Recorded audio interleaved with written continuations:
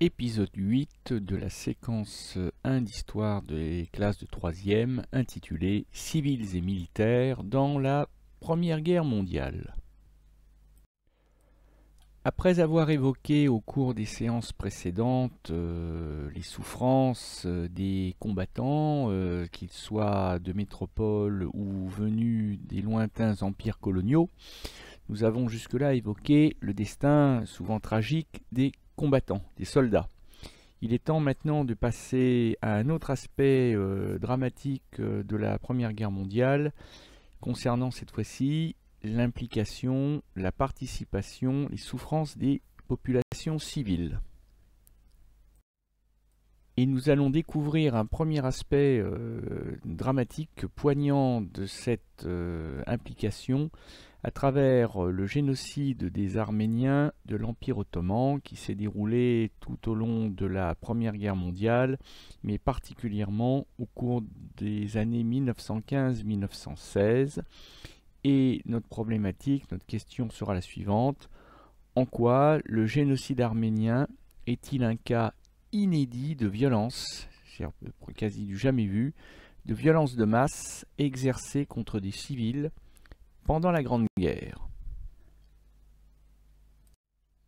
Alors pour découvrir ce sujet qui est dur, hein, j'allais presque dire âme sensible s'abstenir, mais non, justement, il ne faut pas s'abstenir parce qu'il faut apprendre ce qu'est le génocide arménien.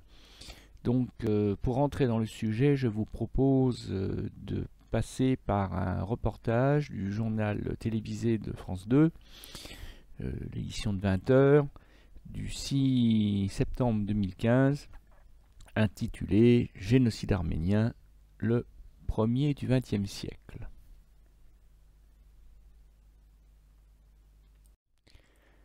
Alors, pour revenir en détail sur le génocide des Arméniens de l'Empire ottoman, il est nécessaire de mettre en perspective déjà le contexte historique. Et le contexte historique est le suivant concernant l'Empire ottoman. Eh bien, l'Empire ottoman est l'homme malade de l'Europe. C'est ainsi qu'on le désigne déjà depuis plusieurs dizaines d'années. Ça n'est évidemment pas un compliment. On doit, je crois, cette expression à un Premier ministre ou un ministre des Affaires étrangères britannique, il me semble. Et effectivement, l'Empire ottoman n'est pas au mieux en cette veille de Première Guerre mondiale, puisque l'Empire ottoman, qui régnait sur un gros quart sud-est de l'Europe, depuis la fin du Moyen-Âge, hein, depuis les années 1500, eh bien cet empire ottoman est en train de rétrécir. C'est pour ça d'ailleurs que la carte que vous avez sous les yeux, la série de cartes s'intitule la peau de chagrin. Une peau de chagrin, c'est quelque chose qui rétrécit sans arrêt jusqu'à disparaître. Et effectivement, on voit que l'empire ottoman, qui avait déjà beaucoup reculé par rapport à l'époque de Soliman le Magnifique, là, dans les années 1500, eh bien, l'Empire ottoman qui régnait encore en maître absolu sur une bonne partie de l'Europe balkanique, l'Europe du Sud-Est, eh bien, on voit que il a rétréci et que les guerres balkaniques, celles de l'année 1913, lui ont été quasi fatales, puisque l'Empire ottoman a presque disparu d'Europe. Il ne s'accroche qu'à un petit morceau de territoire européen autour de Constantinople, enfin ça c'est le nom chrétien de la ville, Istanbul si vous préférez, c'est son nom turc. Et en fait, pour prendre la pleine mesure de ce qu'il reste de l'Empire ottoman, eh bien, c'est pas à l'échelle de l'Europe qu'il faut le chercher, puisqu'encore une fois, à la veille de la guerre, les Ottomans ont presque été chassés entièrement de l'Europe. Il faut aller chercher l'Empire ottoman, en réalité, en Asie, au Proche-Orient, plus exactement. D'abord en Asie mineure, mais aussi dans cette région du Proche-Orient qui aujourd'hui serait constituée par la Syrie, par le Liban, par Israël, la Palestine. Voilà, l'Empire ottoman est donc limité maintenant à cette région proche-orientale. Proche-Orient auquel il faut rajouter également l'Irak, mais aussi le littoral de l'Arabie, le littoral de la mer Rouge, avec en particulier la Mecque. Et effectivement, à l'intérieur de cet empire ottoman de 1914, on trouve deux des principales capitales religieuses des grandes religions monothéistes mondiales, à savoir Jérusalem, puisque la Palestine est une région de l'empire ottoman, mais aussi la Mecque pour les musulmans. Et donc, en apparence, cet empire ottoman reste très puissant en Asie de l'Ouest. Mais c'est une apparence parce que en Arabie, l'Arabie fut ottomane, l'Égypte fut ottomane au cours des siècles passés, et même même en Asie, la présence ottomane est remise en cause. Les Anglais travaillent activement à s'emparer de l'Arabie, à chasser l'Empire ottoman de l'Arabie, déjà avant la Première Guerre mondiale. Tout simplement parce que les Anglais, ils voient le pétrole qui se trouve dans le sous-sol de l'Arabie, et les Ottomans sont sur la défensive. Ils ont un sentiment de déclin qui est assez comparable finalement à celui de l'Empire romain à la fin de l'Antiquité, au moment des invasions barbares. Et ce sentiment de déclin, ce sentiment d'affaiblissement va compter pour beaucoup dans le drame du génocide arménien. C'est ce sentiment de déclin et la rage que ce sentiment provoque qui explique la victoire des militants du parti Jeune Turc en 1908, qui vont prendre le pouvoir et qui, sous l'autorité du sultan Abdülhamid, qui est caricaturé à gauche en boucher parce que c'est à lui finalement que l'on va reprocher le génocide arménien, puisqu'il est le chef de l'État, il est le roi, l'empereur de l'Empire ottoman. Mais en réalité, le pouvoir appartient à un gouvernement jeune turc, dont vous avez quelques personnalités marquantes sur la droite de la diapo. Et outre le port de la moustache et le port du fez, ce chapeau d'origine tunisienne, eh bien, ces gens ont en commun d'être des nationalistes, de refuser le déclin de l'Empire ottoman, et ils rêvent de prendre leur revanche sur tous les ennemis de l'Empire ottoman. Et parmi eux, Mehmet Talat Pacha, le personnage en haut à droite, est l'homme fort de ce gouvernement jeune turc, puisqu'il en est le Premier ministre. Le grand vizir, comme on dit. C'est ce contexte compliqué pour l'Empire ottoman qui explique pourquoi l'Empire ottoman va s'allier bien avant la guerre à l'Allemagne.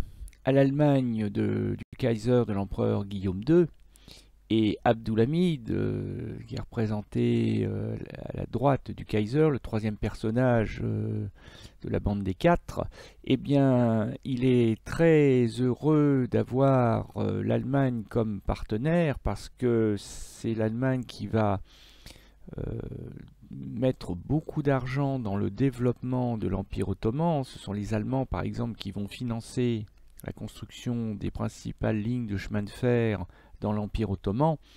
Et donc, quand éclate la guerre en Europe, il ne fait aucun doute que l'Empire ottoman contrairement aux Italiens, va rester fidèle à l'Allemagne et aux alliés de l'Allemagne, c'est-à-dire l'empereur François-Joseph d'Autriche-Hongrie, celui qui a les moustaches favoris blancs à gauche, et aussi le roi de Bulgarie qui fait également partie des alliés des empires centraux. Ce qui fait que même si l'Empire ottoman n'entre en guerre officiellement contre les alliés français, anglais, russes et autres, qu'à partir du 1er octobre 1914, en réalité, l'Empire ottoman avait choisi son camp depuis longtemps. Et si l'on regarde la carte des fronts européens de la Première Guerre mondiale, eh bien, on voit que la situation de l'Empire ottoman n'est pas très favorable parce que, comme voisin, l'Empire ottoman n'a pratiquement que des adversaires. L'Égypte est britannique et donc combat depuis l'Afrique l'Empire ottoman. Les Russes, l'immense empire russe qui a toujours été traditionnellement un ennemi de l'Empire ottoman parce que ces deux grands empires se disputent le contrôle de la mer Noire, eh bien l'empire russe est un ennemi déclaré de la Turquie. Pour être complet, les tribus arabes se soulèvent au sud de l'Empire ottoman et attaquent les Ottomans. Donc en fait, l'Empire ottoman est sur la défensive. Il a face à lui également en Europe la Grèce, qui va longtemps rester neutre et qui militairement n'est pas dangereuse pour l'Empire ottoman, mais quand même, le seul pays ami, entre guillemets, c'est l'ancien adversaire des guerres de 1913, c'est la Bulgarie, qui est le seul pays qui n'attaquera pas l'Empire ottoman, sur ses frontières. Donc on voit que la situation de l'Empire ottoman n'est pas idéale, et ça aussi, ça va jouer dans le déclenchement du génocide arménien.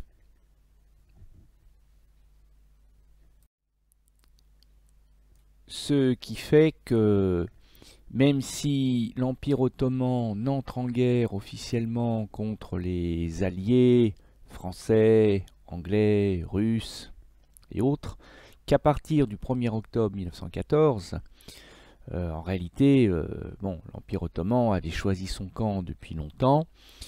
Et si l'on regarde la carte des fronts européens de la Première Guerre mondiale, eh bien, on voit que la situation de l'Empire ottoman n'est pas très favorable parce que, comme voisin, l'Empire ottoman n'a pratiquement que des adversaires. L'Égypte est britannique et donc combat depuis l'Afrique l'Empire ottoman. Les Russes, l'immense empire russe qui a toujours été traditionnellement un ennemi de l'Empire ottoman parce que ces deux grands empires se disputent le contrôle de la mer Noire, eh bien l'empire russe est un ennemi déclaré de la Turquie. Pour être complet, les tribus arabes se soulèvent au sud de l'Empire ottoman et attaquent les Ottomans. Donc en fait, l'Empire ottoman est sur la défensive. Il a face à lui également en Europe la Grèce, qui va longtemps rester neutre et qui militairement n'est pas dangereuse pour l'Empire ottoman, mais quand même, le seul pays ami, entre guillemets, c'est l'ancien adversaire des guerres de 1913, c'est la Bulgarie, qui est le seul pays qui n'attaquera pas l'Empire ottoman, sur ses frontières. Donc on voit que la situation de l'Empire ottoman n'est pas idéale, et ça aussi, ça va jouer dans le déclenchement du génocide arménien.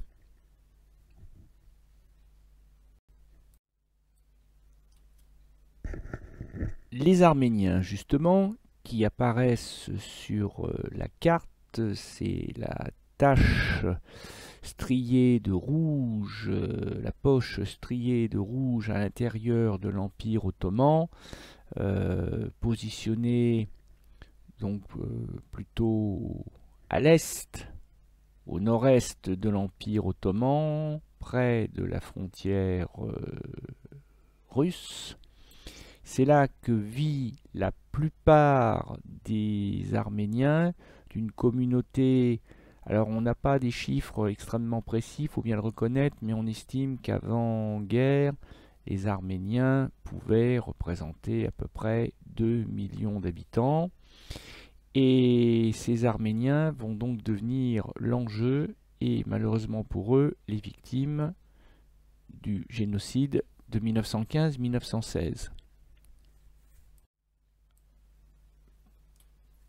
Parce que, pour être complet sur le sujet,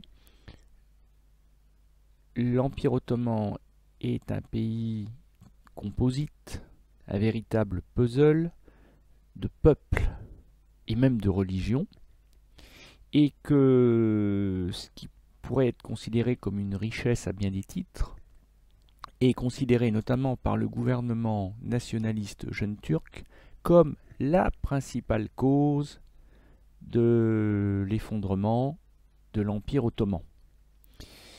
Eh ben oui, c'est bien plus commode d'accuser les autres de ces échecs plutôt que soi-même.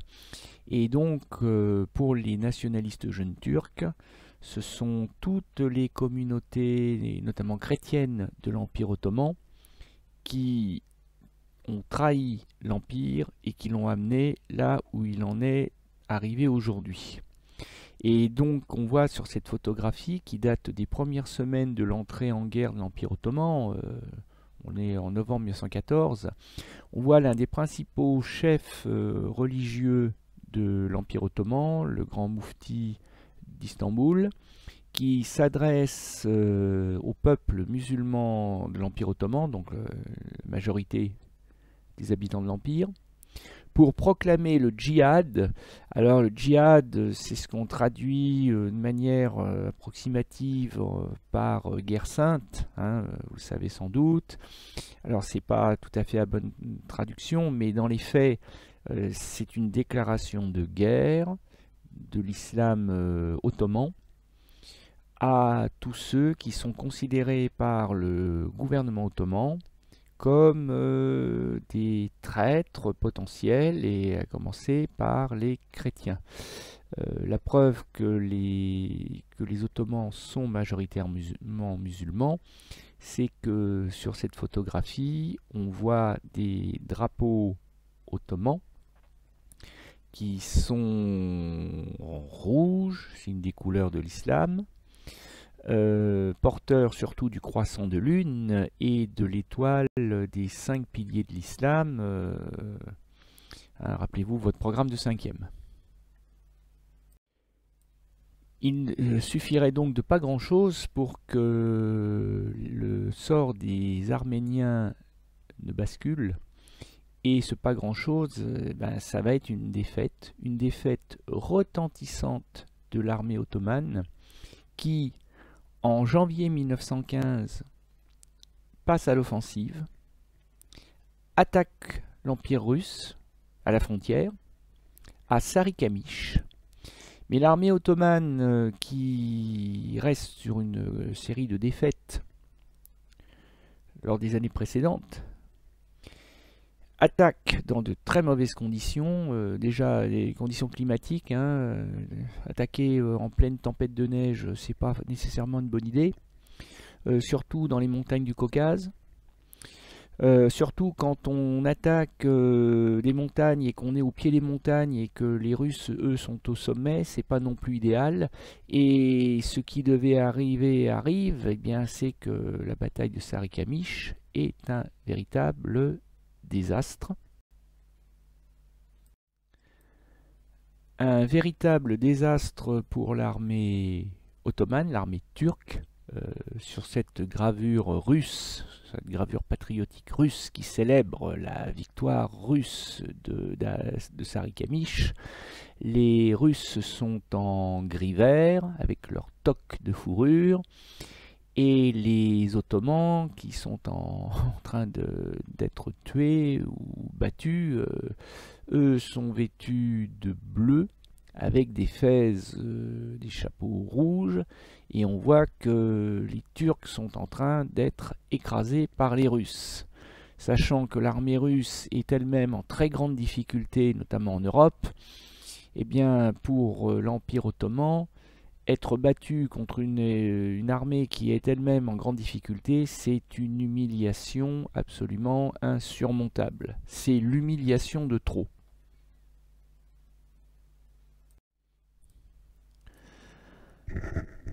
Or, si on revient à la carte de la guerre, on se rend compte que Sarikamish est à la frontière entre l'Empire russe et l'Empire ottoman. Bon, d'accord, mais Sarikamish est aussi, et ça la carte d'ailleurs ne le montre pas et c'est un tort, dans un territoire peuplé d'Arméniens. Parce que les Arméniens sont à cheval de part et d'autre de l'Empire ottoman et de l'Empire russe. La frontière entre les deux empires n'est pas la frontière du peuplement arménien. La communauté arménienne est présente dans le Caucase et déborde donc sur l'Empire russe. Ce qui fait que le gouvernement ottoman, qui ne peut pas cacher l'ampleur du désastre de Sarikamish et qui est bien forcé de s'en expliquer, va rejeter sur les Arméniens la responsabilité de la défaite. Oui, nous avons été battus, mais nous avons été trahis, nous avons été poignardés dans le dos, par des traîtres, et les traîtres, ce sont les Arméniens. Voilà comment la bataille de Sarikamish de 1915 va signer d'une certaine manière l'arrêt de mort de la communauté arménienne de l'Empire ottoman. Avant de passer à la description et au bilan du génocide, commençons déjà par compléter un petit peu notre carte, enfin qui n'est pas d'ailleurs vraiment une carte, qui est un peu un compromis entre la carte, le croquis et le schéma. Bon, je pense malgré tout que vous devriez pouvoir vous en sortir. Surtout si on replace quelques éléments de repère indispensables, en particulier la mer Noire au nord, la mer Méditerranée au sud, et ce bras de mer qui fait que la ville d'Istanbul, l'ancienne Constantinople de l'Empire byzantin, est si stratégiquement bien placée. Et ben, c'est ce bras de mer qui relie la mer Noire à la mer Méditerranée qu'on appelle le détroit du Bosphore. Et donc on a cet empire ottoman qui est à cheval de part et d'autre du détroit du Bosphore. À l'ouest on est en Europe et donc l'empire ottoman a conservé un orteil sur le continent européen avec en particulier la ville d'Istanbul et la région tout autour. Mais le reste de l'Empire ottoman, donc, eh bien, se trouve situé donc en Asie de l'Ouest, et j'ai fait figurer donc l'Asie mineure, le plateau d'Anatolie plus à l'est, là où se trouvent les Arméniens, et puis un peu plus au sud, la Syrie, l'Irak.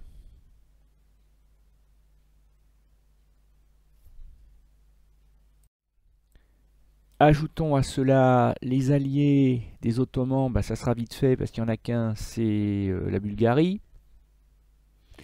Et puis les ennemis de l'Empire ottoman, alors deux qui ne sont pas en capacité de menacer véritablement l'Empire ottoman, c'est-à-dire la Roumanie et la Grèce. Mais par contre, l'Empire russe, ça c'est autre chose, c'est un ennemi mortel, c'est un ennemi dangereux, direct. Et puis, bon, j'ai pas voulu surcharger la carte, mais les Anglais, depuis l'Égypte, depuis l'île de Chypre, depuis l'Arabie, sont aussi une menace pour l'Empire ottoman, au sud. Ajoutons à cela la présence arménienne. Alors les Arméniens, en fait, il y en a un peu partout dans l'Empire ottoman, il y en a à Istanbul, il y en a en Syrie, en Palestine, bon. Mais le gros de la communauté arménienne est donc situé sur le plateau anatolien, c'est-à-dire, pour faire simple, le nord-est de l'Empire ottoman. Et comme je vous l'ai expliqué tout à l'heure, la communauté arménienne n'est pas présente que dans l'Empire ottoman, elle est aussi présente côté russe, de part et d'autre de la chaîne de montagnes du Caucase, qui sert un peu de frontière entre guillemets naturelle entre l'Empire russe au nord et l'Empire ottoman au sud.